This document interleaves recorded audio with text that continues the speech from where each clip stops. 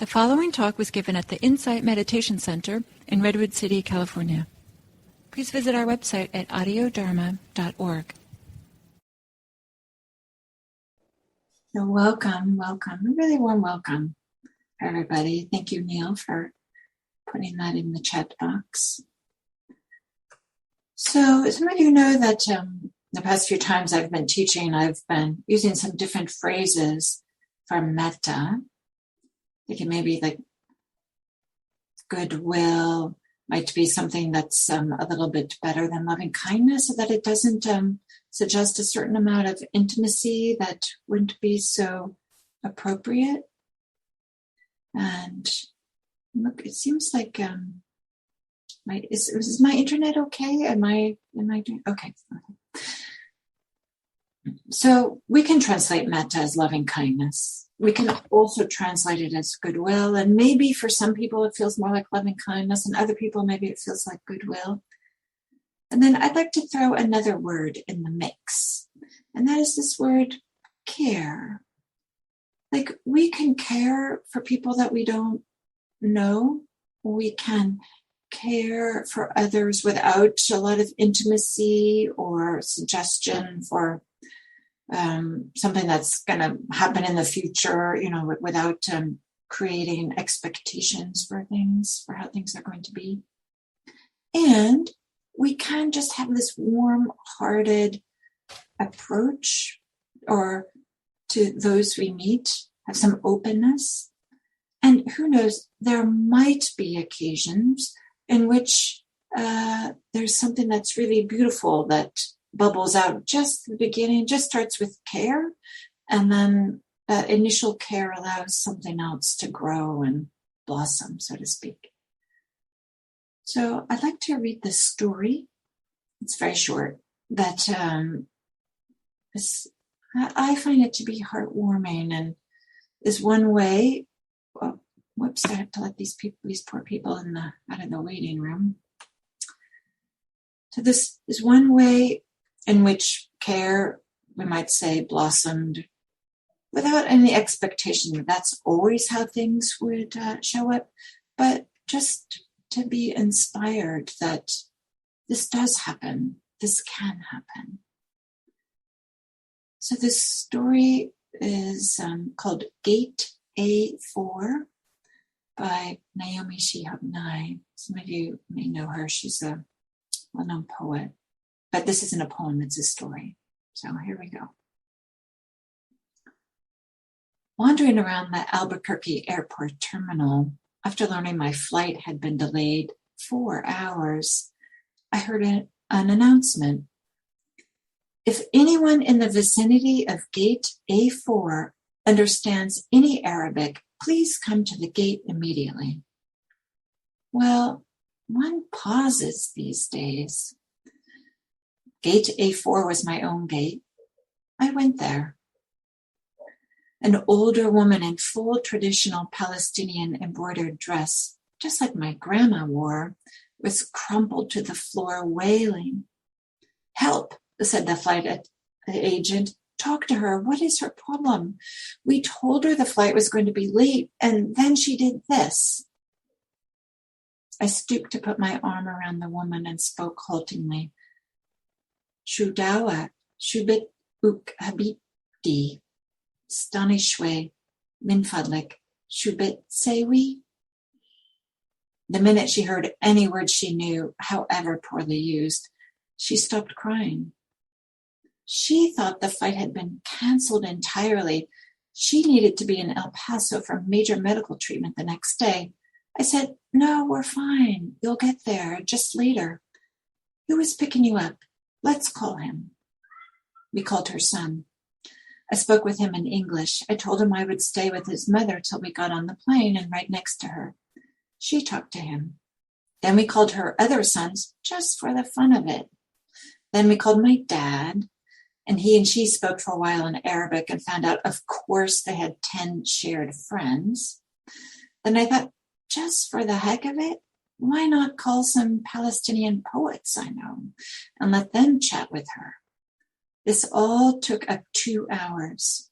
She was laughing a lot by then, telling of her life, patting my knee, answering questions.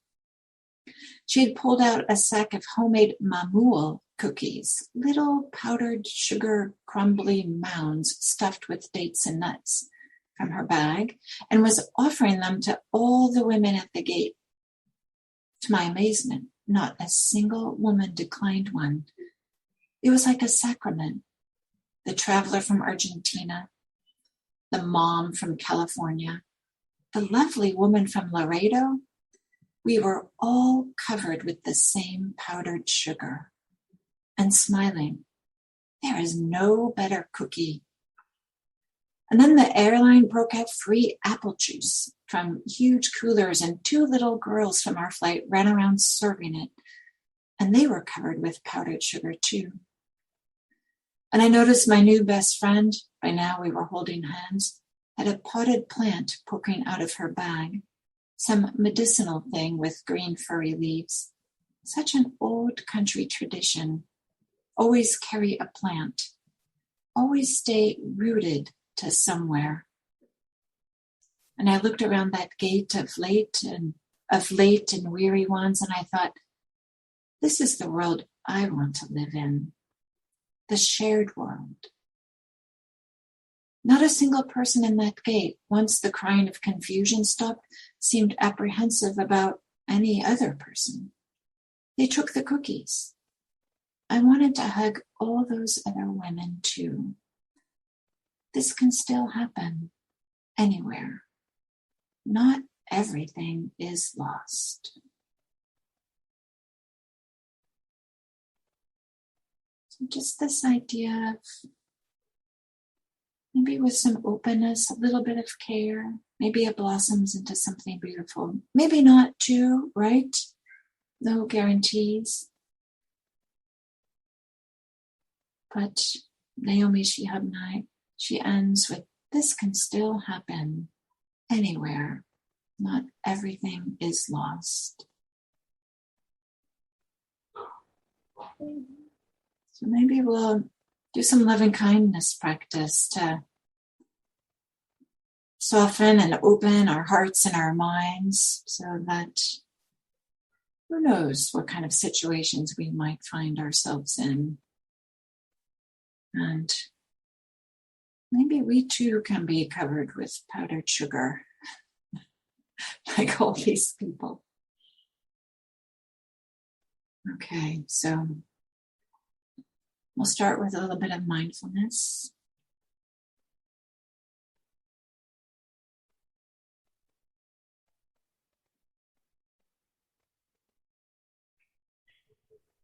Just taking a meditation posture.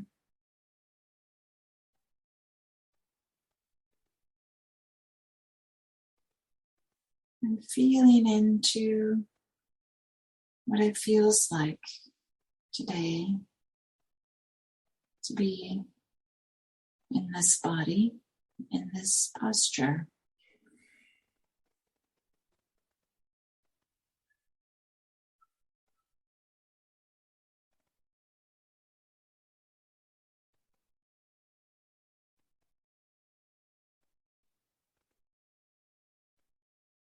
Feeling the pressure against the body. Feeling rooted. Just like our friend at the airport, she had a plant with her to help her feel rooted. We can feel connected to what we're sitting on.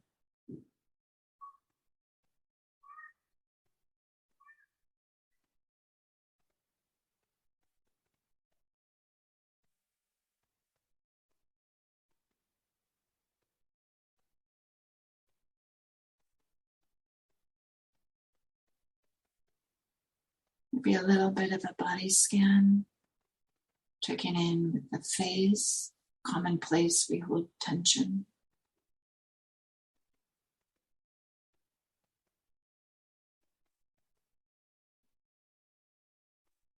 The eyes, the jaw. Checking in with the shoulders.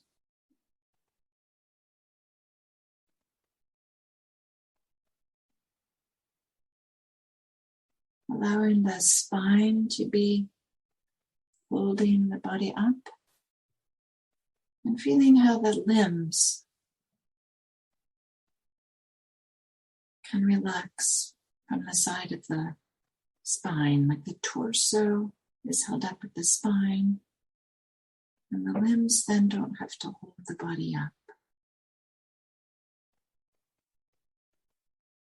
Or however your posture is there a way in which there's a sense of balance or ease?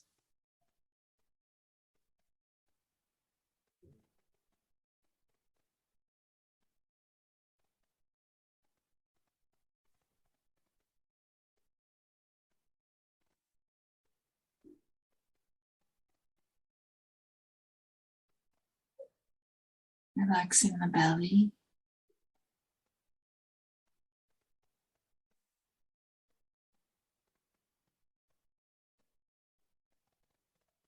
And then bringing our attention to the sensations of breathing.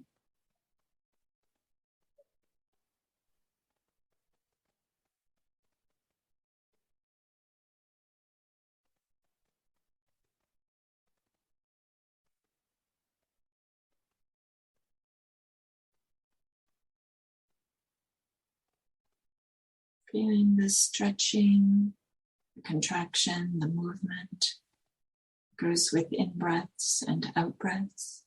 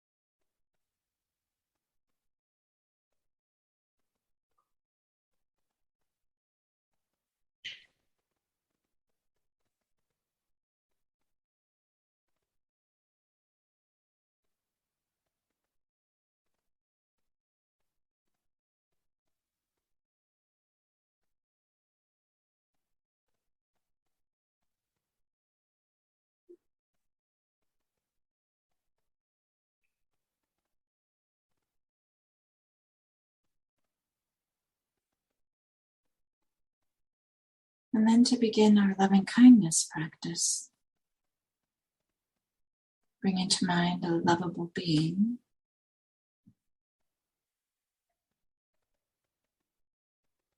And I've been using, test driving a different phrase. You're welcome to stay with the classic phrases. But connecting with the lovable being, feeling the warm-heartedness, feeling the care, respect, goodwill.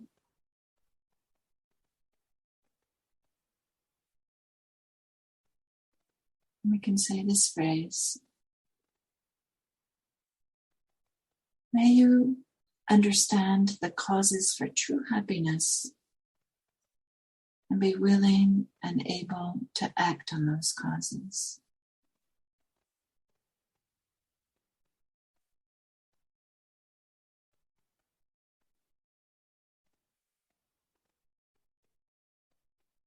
May you understand the causes for true happiness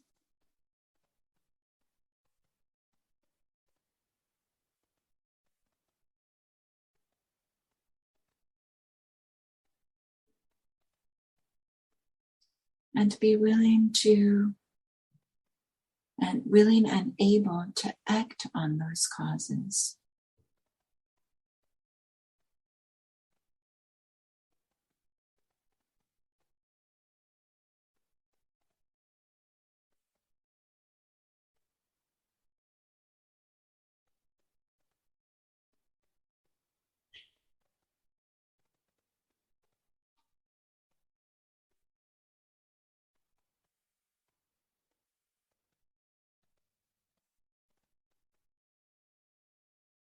May you understand the causes for true happiness.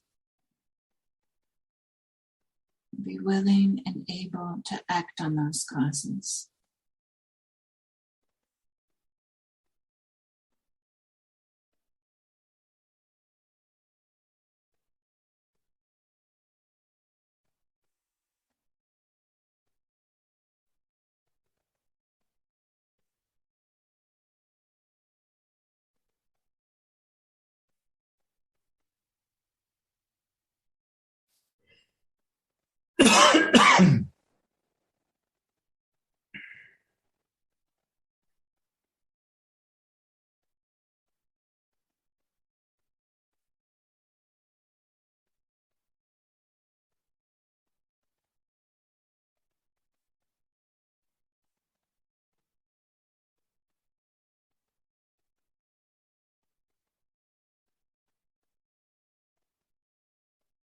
Connecting with the lovable being, allowing ourselves to feel nourished or supported by the warm-heartedness we have for this lovable being. Whether it's somebody you know, somebody you don't know, that you feel inspired by.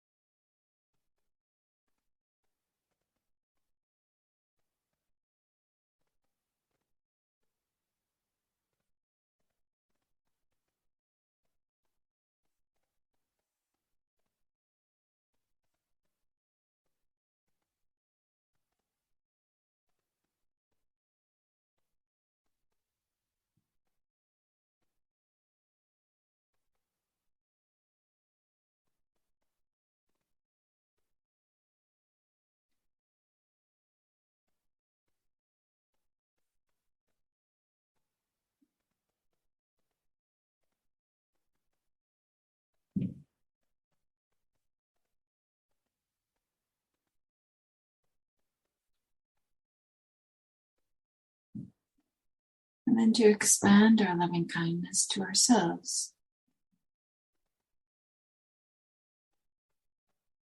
May I understand the causes for true happiness.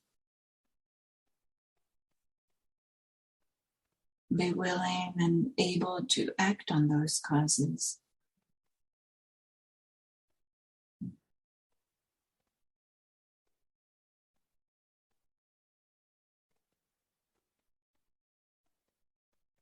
May I understand the causes for true happiness. Be willing and able to act on those causes.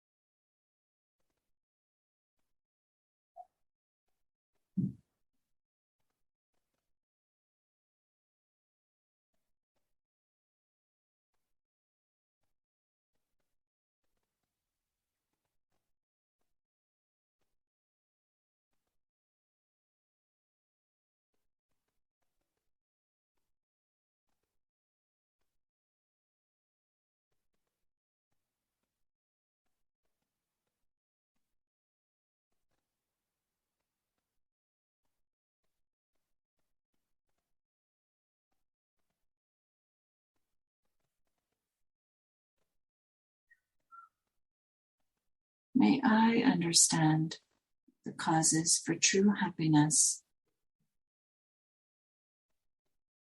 and be willing and able to act on those causes.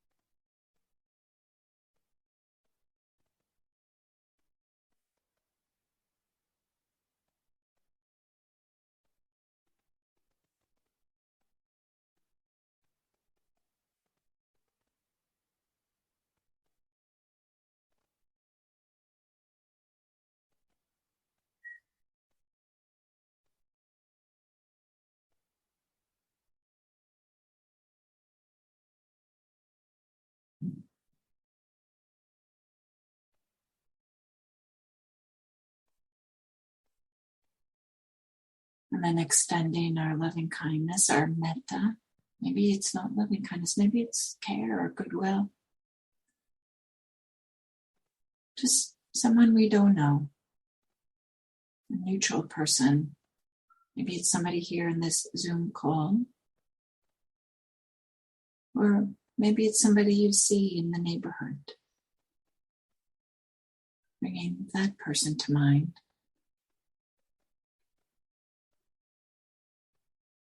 May you understand the causes for true happiness and be willing and able to act on those causes.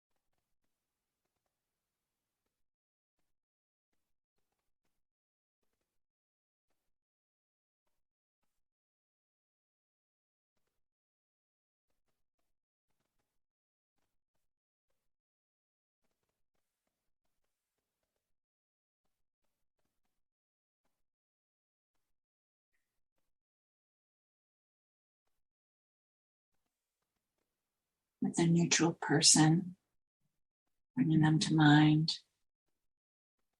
May you understand the causes for true happiness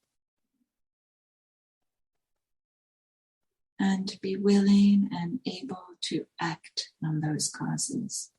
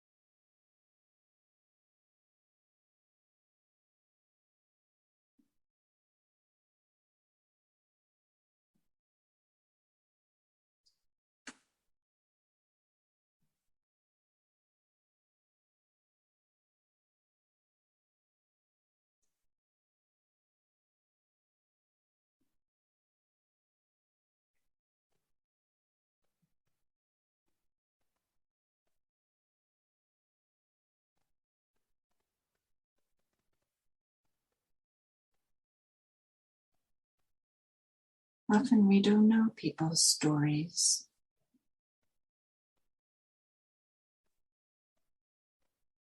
Sometimes we might look at them and have a sense or a feeling that's completely inaccurate.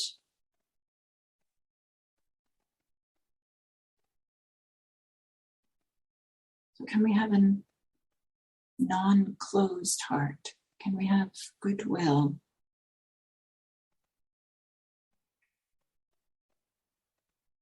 The story at the airport. Everybody covered with powdered sugar.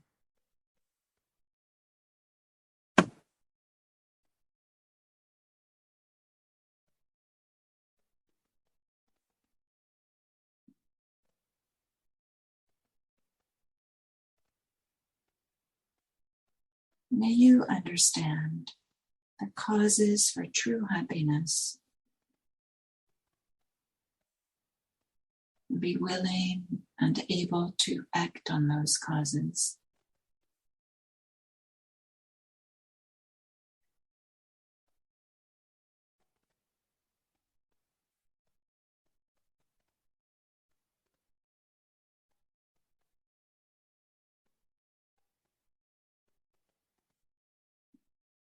Can we expand it to include a challenging person for us? Not the most difficult person, but a challenging person. Bringing them to mind.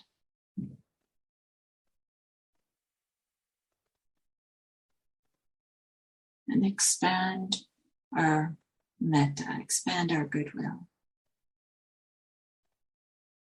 May you understand the causes for true happiness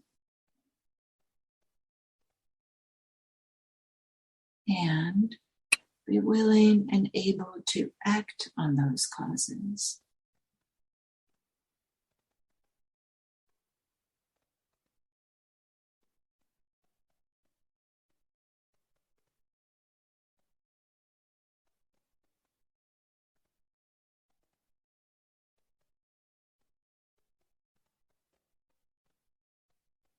May you understand the causes for true happiness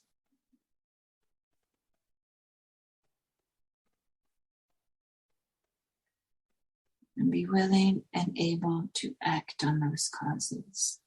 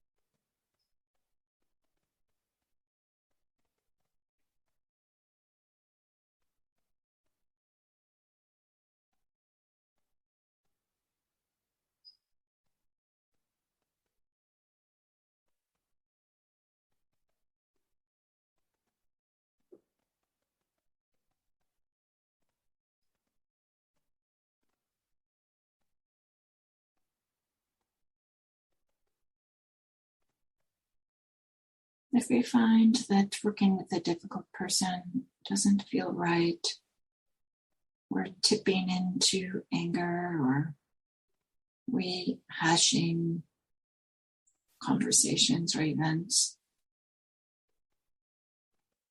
then we can go back to the lovable person, ourselves, and refresh.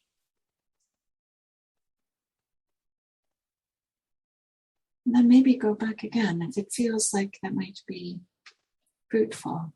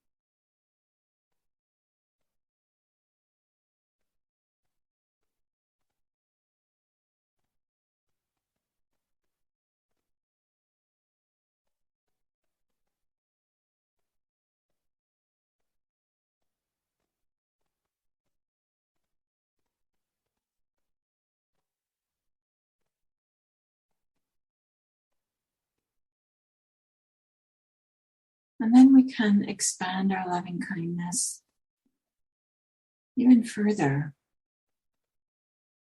for all beings. May all beings understand the causes for true happiness and be willing and able to act on those causes.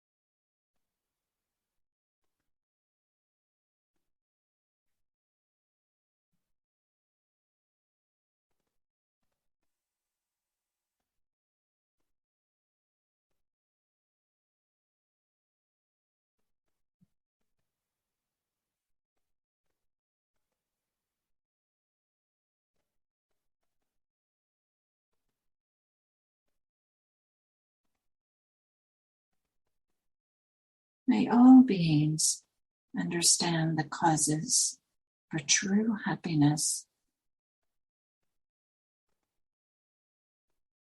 and be willing and able to act on those causes.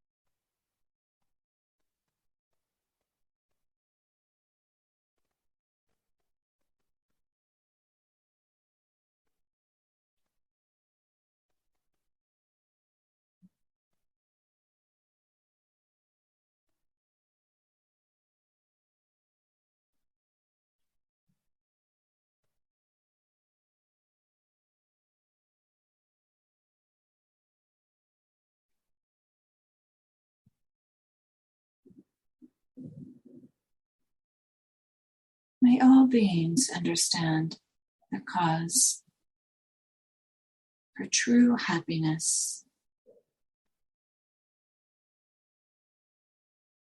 and be willing and able to act on those causes.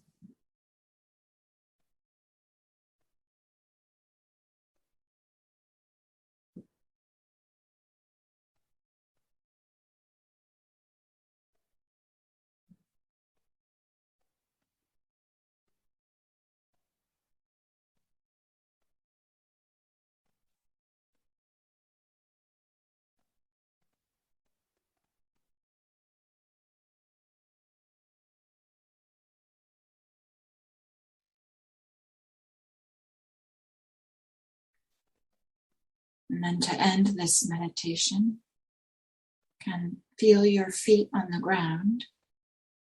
Feel the pressure of the chair or cushion against your body.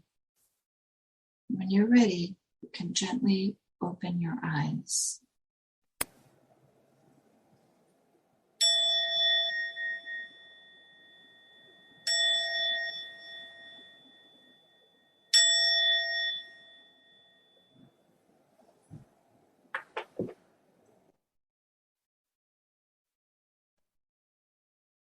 So this idea of metta is care, caring enough to show up maybe, or be open, and maybe something beautiful blossoms from that. Maybe you make a new friend, maybe you help create a sense of warmth and shared experience without expecting that every time would be like that. right? We don't want to kind of be Pollyanna-ish and assume that everything's going to be wonderful. But what an easier way to move through the world, right? Instead of trying to push people away, but instead to have a sense of possibility. Yeah, maybe there is something warm and connecting that might arise here without insisting or demanding or even necessarily expecting, but not being closed to the idea. So now I'd like to put you into some breakout rooms where you could talk about this idea of metta as care, and care showing up as kind of being open to what might arise next, as opposed to being closed off. And who knows what might happen from that when we meet the world in that way.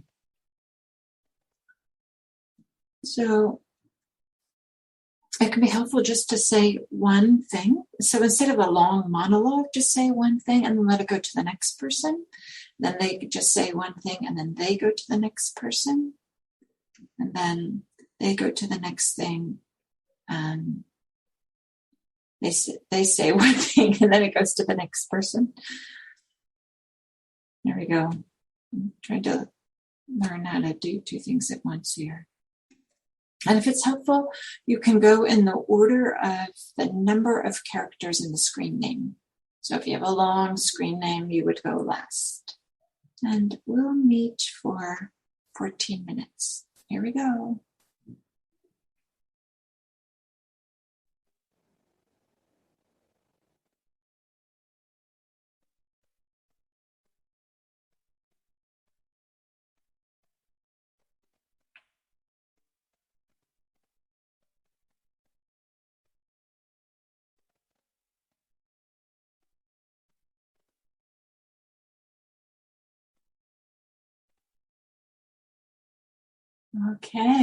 Okay, so welcome back. Does anybody have a comment or a question or something they'd like to share about how that was? Yes, Kim. I've been gone for a week, so I don't know the background, but I was wondering if you had a definition of true happiness. No, we haven't really talked about it. And I was thinking that probably should be the next time when we talk about it. But one thing that I have been saying is that true happiness, as opposed to sometimes a pleasure and happiness get conflated. Mm. And just to really make it clear that, no, we're talking about happiness, not just pleasure. So, yes, Richard. To follow up on that, I don't mean to give anyone a hard time, but I mean, I understand the sincerity of wishing someone well and wishing that they understood how to get true happiness or what's involved. But I don't know completely what's involved. I don't stop people on the street and talk to them about greed, hatred, and delusion, for example. You don't? I try to let my bubbly personality be its own selling point. There we go. But Richard,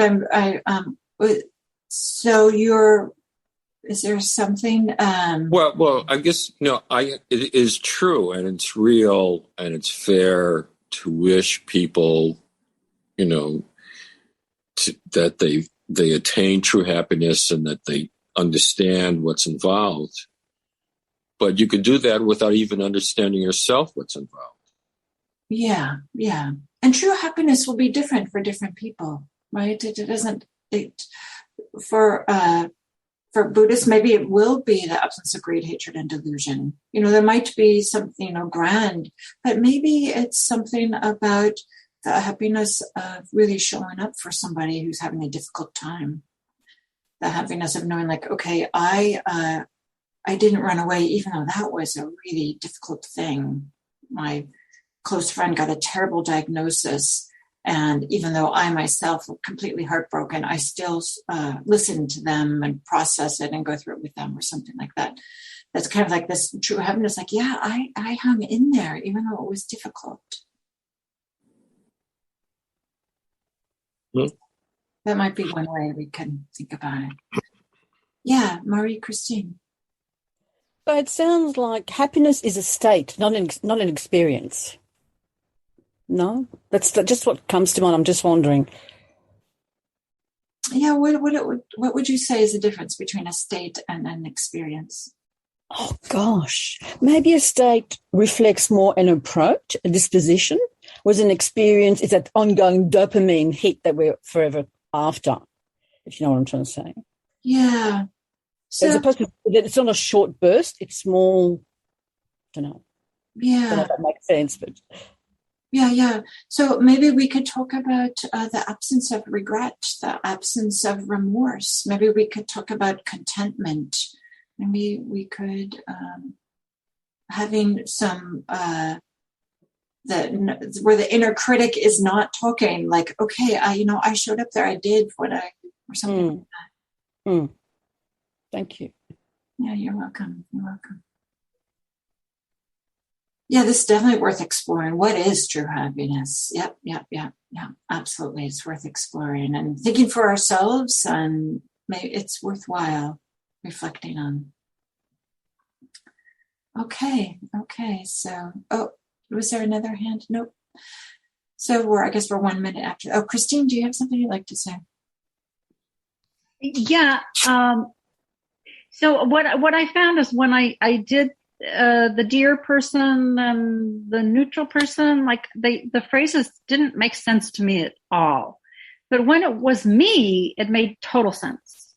And I feel very clear on what true happiness is. I mean, I just know what it is. And it made complete sense to me. But for other people, it seemed like I was, like telling them what to do or, being directive. Yeah. No. So we have these classical phrases and these are some alternative ones. And it's good to kind of maybe try them on and maybe we learned something and realize, the classical phrases work for me. I'm going to stick with those. Maybe for different people, just like you suggested, maybe different phrases for different people. But it's a way for us to, I think one way is to have an emphasis on a way that we can feel some resonance, some connection, and maybe some authenticity. Maybe sometimes some people are feeling like, okay, I'm wishing this difficult person well, but, I'm just not there yet. I just can't. But maybe I wish that they had some greater understanding. So that might be a way in which we can just work with difficult people, for example, something. Well, when I got to the difficult person this evening, I was not able to have any goodwill. So I resorted to, may I be freed of the burden of ill will towards you. That's all I could do. Perfect. Right. There's no reason why we can't be kind of explore and discover things for ourselves. It doesn't have to be completely formulaic. It can be a big support to have a way that we do practice and have some consistency, but also without feeling oppressed or like it's the tyranny of having to do things exactly the same. So it's a little bit of a balance to have some exploratory, experimental, as well as to have some regularity. And each of us might have a little bit different balance with that too. So thank you, Christine, for sharing some of your alternative ways. Okay, so if you like, we can unmute and say goodbye. So goodbye and thank you. Bye, everyone. Thank you, everyone. Bye. Thank you, everyone. Goodbye. Bye, Bye, Neil. Goodbye, Thank you, Diane. Bye. See you tomorrow. Diana. Thank you, Diana. Thank you very much. Good night. Night, Jerry.